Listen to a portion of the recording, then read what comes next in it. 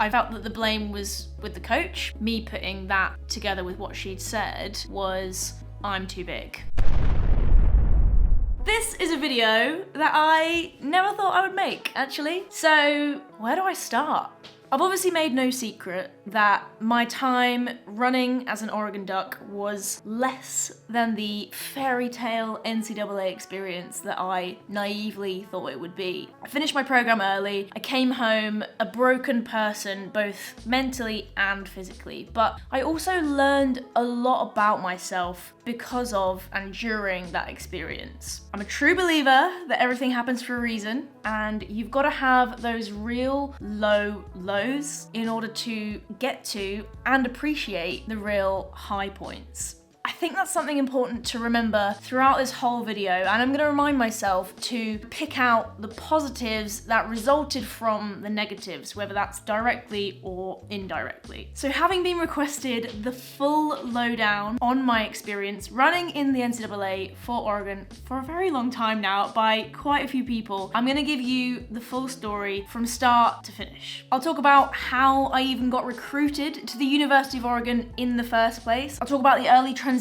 to a totally new country and running setup, my first impressions of that, and adjusting to that transition. Then I'll talk about my running experience as an Oregon Duck. And then ultimately what led to the spiraling downfall that meant I had to quit, finish early, and come home at the end of it. And after that, I'll talk about the positives that came from that quite negative time and why I think these were pivotal to me getting to a place where I truly love running again. So first things first then, how did I even get to the point where I was on a plane headed out to Tracktown, USA to go and live in Eugene, Oregon for what was meant to be 2 years? I think quite a lot of people are interested in just the recruiting process to go to the Division 1 and the NCAA in general, especially as an international athlete, because for us over here in the UK or in Europe or even in Australia, the NCAA is this big beast of a collegiate system. It just blows your mind. Like, it makes no sense compared to what we have over here. You can run for your university, but you're paying for your kit, you pay for a gym membership. If you're lucky, there's a volunteer coach and you might have some people to run with. That's literally it. You don't have the indoor tracks that you see like everywhere in the States, the facilities they have at the universities, and the funding ultimately behind it. So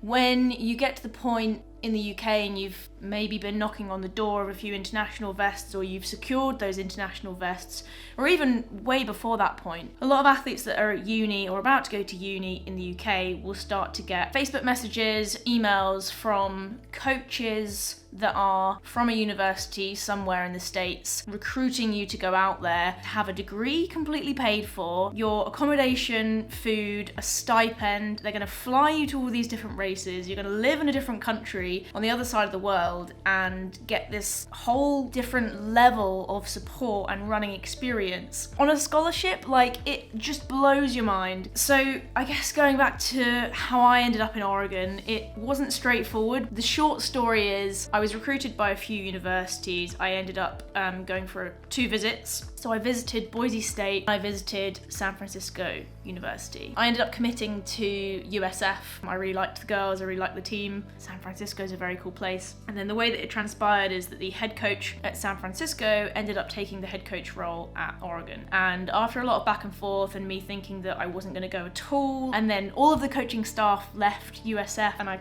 was sat there thinking, what was the point of my visit? Am I even going to know the coach when I go out there? I ended up being offered a spot on the roster, having not visited, not met the team, not been to the area, but I ended up going to Oregon, which was an opportunity I couldn't turn down. When you're given the opportunity to go to Oregon, you take it. Obviously, there is a lot of history in that distance program and just in the running scene in general in Eugene that I was super excited to head out there and be a part of that. And in my mind at the time, I wanted to add to that and kind of contribute just a little bit to that history that already has so many amazing athletes that have, come through those doors and then gone on to do amazing things. So it was a really exciting time. Would you risk going for a run without applying anti-chafe? Hell no.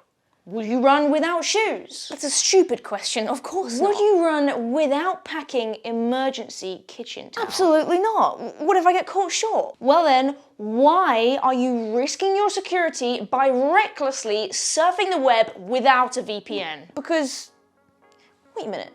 How do you know I don't use a VPN? Browsing the web these days can be a dangerous game, and you never know whether some creep is watching your internet traffic without you knowing and stealing all your personal data. Don't be like Phily. Protect yourself like you'd protect those thighs on a long run with your anti-chafe. Get a Surfshark VPN. It keeps you safe and private by covering up everything you do online, something that's especially important if you're using public Wi-Fi, which is often less safe. When your device connects to the internet, all that information is in a way blurred out, so anyone that tries to snoop on you won't be able to see what you're doing or where you're doing it from. I always use Surfshark whenever I'm using public Wi-Fi to keep me protected online, and I use it whenever I want to change my location virtually. The other day, I was trying to watch some pals compete in Boston, but of course, the YouTube stream wasn't available in the UK. But thanks to Surfshark, I was able to change my IP address and was instantly watching the stream from Japan. Well, not from Japan, but you know what I mean. This is all made possible because Surfshark lets you access geo-blocked websites and streaming platforms by changing your locations to a country where that content is available. For all you wonderful viewers, Surfshark has an awesome offer for you. Click the link in the description to use code Phily at checkout and get 83% off and 3 months extra completely free. Not only that, but if you find it's not something you want after all, then there is a 30-day money-back guarantee.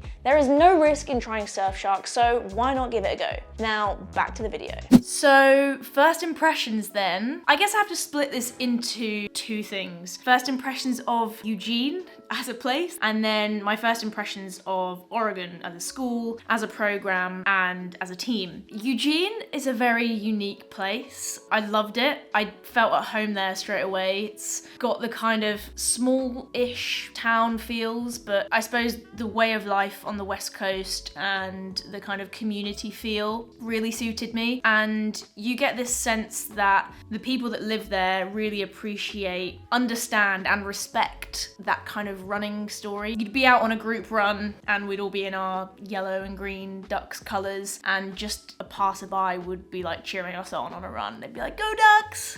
And you're just there thinking, this doesn't happen in the UK. I get shouted at to move out of someone's way in the UK. So that was really cool. I loved it as a place, very unique, very hippie vibes. Yeah, I really hope to go back someday because I just really liked Eugene. The facilities blew me away instantly, and you'll find that at most D1 colleges, I think, just compared to the UK. I know that Oregon is even on a next level from that. So despite the fact we had no track, because Hayward Field had been knocked down before I arrived, which was really sad because I would have loved to run on that track. You could just feel the prestige everywhere in the athletes that you're surrounded by, the standards that people hold themselves to. You could feel a little bit of the pressure, I suppose, in the air, but in a good way. Everyone's there to do their best, and you're surrounded by some of the top runners in the country and in the world kind of age group at that time. All just a little bit mind-blowing. There's just a lot to get used to and a lot changing when you first arrive anywhere on the other side of the world to start something like that. And in terms of the women's distance team, who I would ultimately be spending most of my time with, I was actually really apprehensive about that because I'd gotten so well with the girls at USF. That was part of the reason why I committed to go there. I was just worried that it would be the opposite of that, or I wouldn't get on with them and that would make it feel like the wrong decision, but it wasn't like that at all. I pretty much instantly hit it off with everyone on the team. Just lovely, lovely girls, talented, hardworking girls that have your best interests at heart. I'm still in touch with a lot of the girls today, and kind of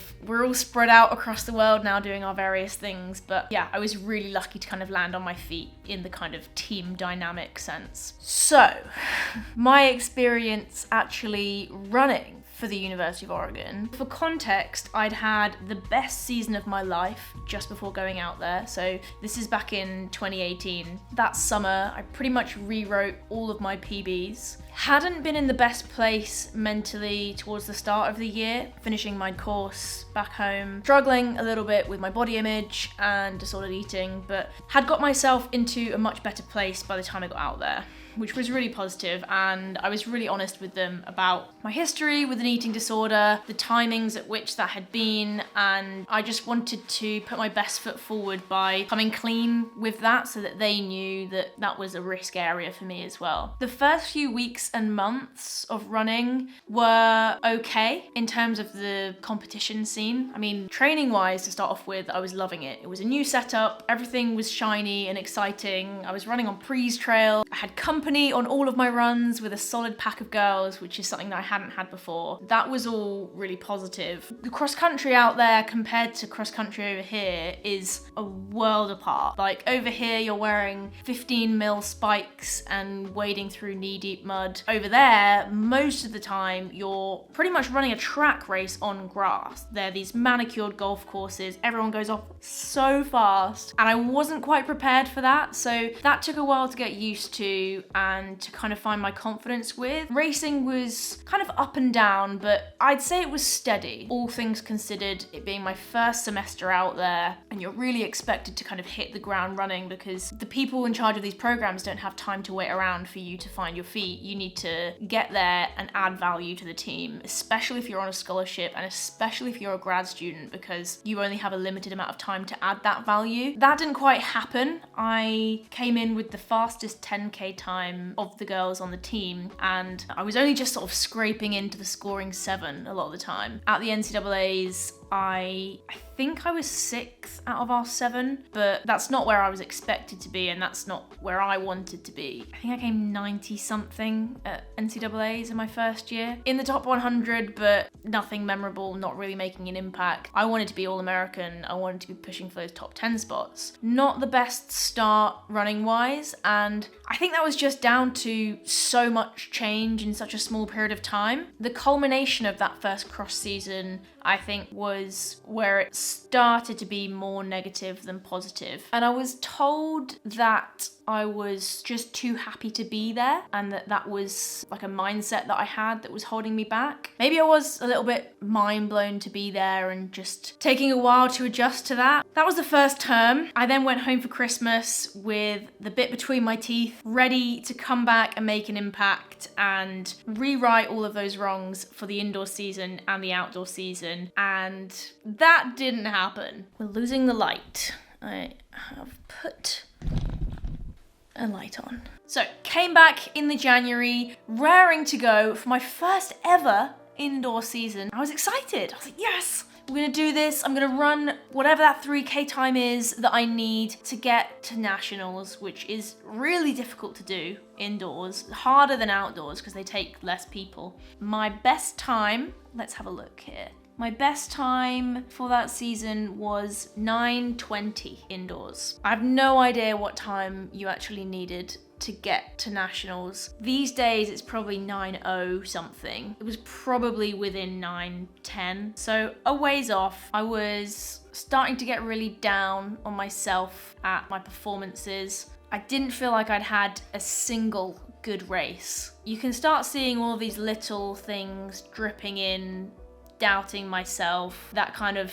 mental side of things coinciding with not feeling or really being that fit. And a big part of that, I think, I still to this day think that was due to my mileage. I was very used to running high mileage or on the higher end when I got out there. So I'd been running 70 miles a week. I'd run a couple of 80-mile weeks before I went out there. And that was significantly reduced. And I was annoyed. I was annoyed at the coach because I'd been promised by that coach when I visited USF that because I'm at that point in my career where I'd got the times, I knew what was working for me, that would kind of be honoured in a way. Not to say that my week is going to look exactly the same, but I was told that there would be a little bit of, you know what works for you, this has worked before, we're not going to vastly change that because that would be silly. I expected to be on at least similar or the same mileage. Perhaps there was a part of me that was too naive thinking that would be the case.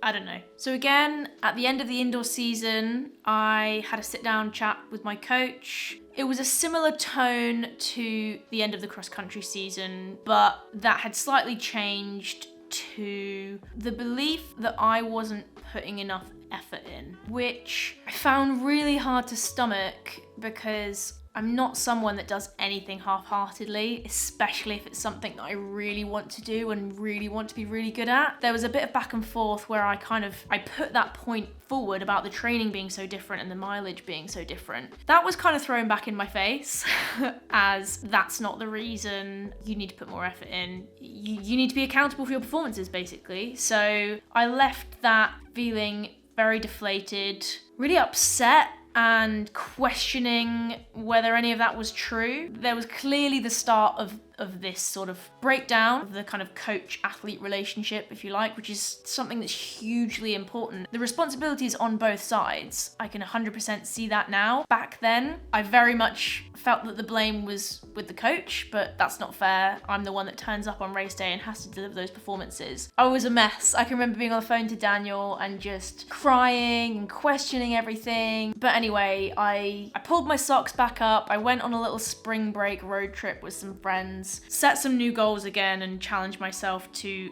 get to the NCAA championships for outdoors, which was the creme de la creme. I'd got to nationals at cross country, carried by my team. We came third at nationals, which was amazing, but I was really upset with my own performance on the cross country. The indoor season was naff, and the outdoor was my chance to kind of salvage it all. I really wanted to qualify for nationals in the 10K, and I genuinely believed I would. I had a PB from the previous year, which if I replicated that at regionals or even ran close to it, I should, in theory, on paper, be able to make it. And I ran 3 10Ks that season. The first one was on my birthday at the Stanford Invite. I'd really set myself up to deliver that night and to run a really, really great time to set me up for just sailing through that qualification at the West Regional. It didn't happen. I ran 33:35. I just felt flat. I felt awful, especially towards the end, and my fitness just wasn't there. I was so gutted with that race.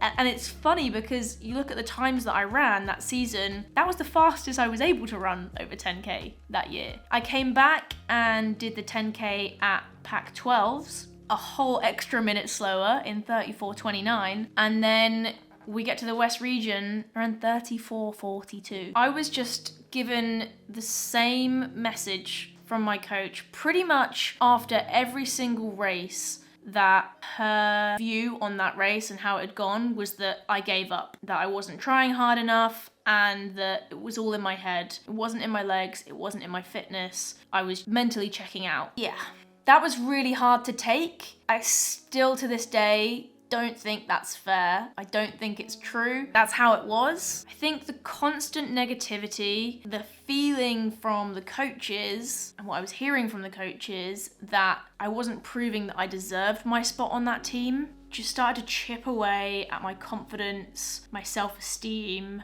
and my belief that I could turn it around. And when that goes, it's really difficult, especially if your fitness and where you are physically isn't in a good place, or you believe it's not. That summer, I did a lot of thinking, and I ultimately decided if it didn't get off to a good start and, I was gonna do the cross-country season and then come home. The first few weeks were not good.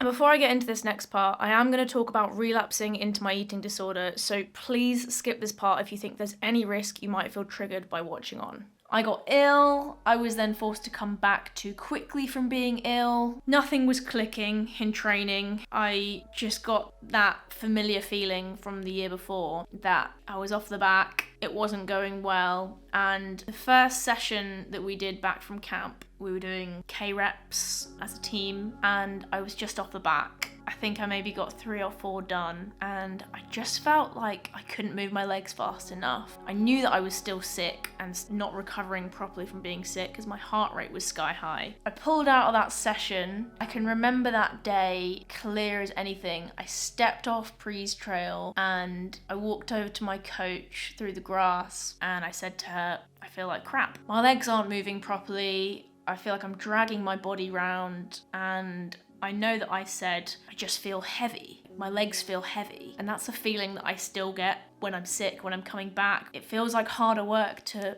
propel yourself forward. I was talking about a feeling rather than being very literal. And clear as day, first thing she said in response to that was a question. And she asked me, well, are you heavy? And I was really taken aback by that because I wasn't expecting it. And I said, well, I don't know.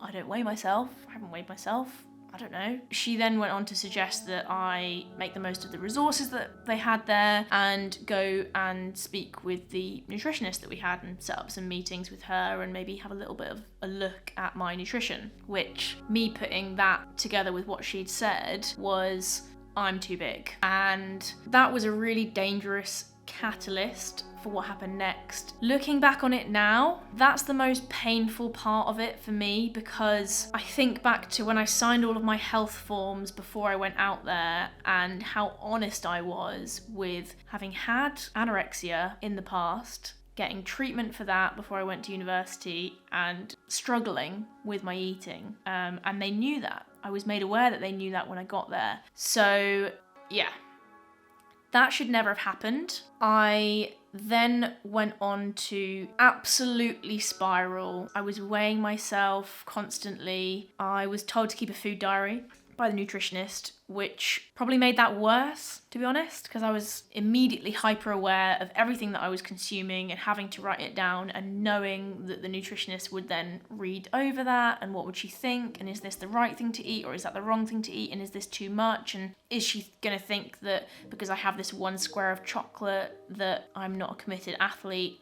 Just really problematic, and totally due to that conversation turning the key on a history of issues in that space that were ready to come out because I was at my lowest. I relapsed into an eating disorder. I don't want to talk about the specifics of that. It was bad. I'll say that much. Inevitably was not going to be a good thing for my running. I knew at that point that I needed to come home and that it wasn't a healthy environment for me anymore. So I spoke to the people in my program. I was able to move my course credits, squish them all into the last term. I can remember telling my coach and saying that I'm going to go home and prioritize my health. I'm not happy here. I need to do this for me. And it was well received on the surface. And then I told my teammates and heard from them that the coach had basically said things like, oh, well, when Phily has gone, you know, it'll be different in the indoor season because the dynamic will be restored.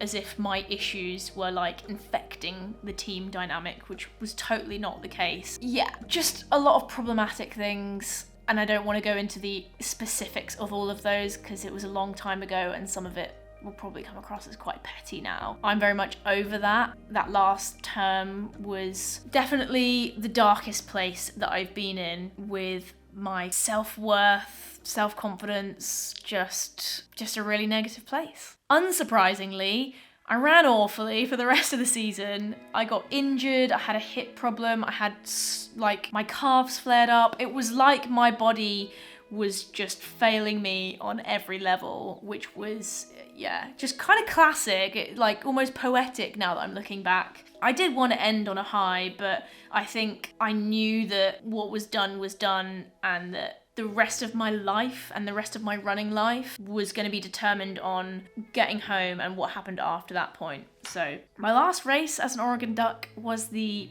West Regional for the cross country, and all things considered, I came 43rd. I think I was 3rd or 4th stick for the team. And I had basically had a micro tear in my hip flexor in that race. Like, I couldn't even do strides or get off the line, but I was put in that race. So I was like, I'm gonna contribute to this team score. And I had a gutsy run and could hardly walk afterwards. Was dead set on running the nationals and having this as my kind of like send-off race and my last one for the Ducks. I thought I was doing that race up until the evening before, when I was switched out for our travelling reserve because of my hip problem. That was sad at the time. It was a shame and I didn't want to be there just cheering them on, but I'm sure none of my teammates will mind me saying this, but most of our team ran like absolute ass that day. And it was one of those where at the end of the day, we were all laughing at it and just saying, you know, it's over, what's done is done. And I think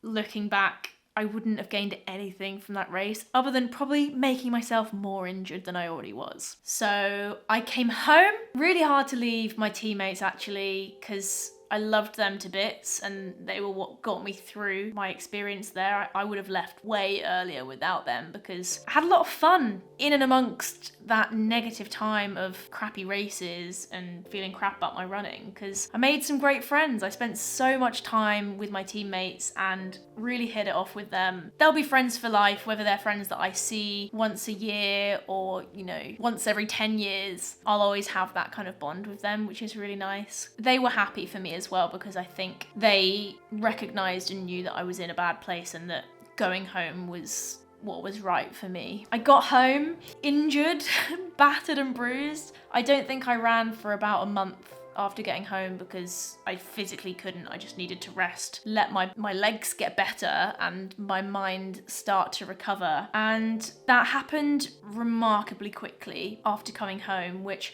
I was really surprised about because in the past, whenever I'd had sort of relapses and issues with my eating, it had been a really deep-rooted thing that had stuck around for that period in my life and had been a real battle to get past. But I think a combination of removing myself from that environment and all of those triggers around me, having a really supportive family, partner and friends, and just stripping it back to the basics. Just running when I wanted to run because I wanted to run. I went back to my old coach, I went back to my old club, my old training setup, and those held really positive things for me that started to bring back a little bit of the old Phily and the old enjoyment I had for running. And it was a slow process that had more ups and downs. I don't want to sit here and pretend that I came back, all my problems were gone, and here I am today running on a professional running team. It was loads and loads of ups and downs between that point and getting to a place where I truly loved running,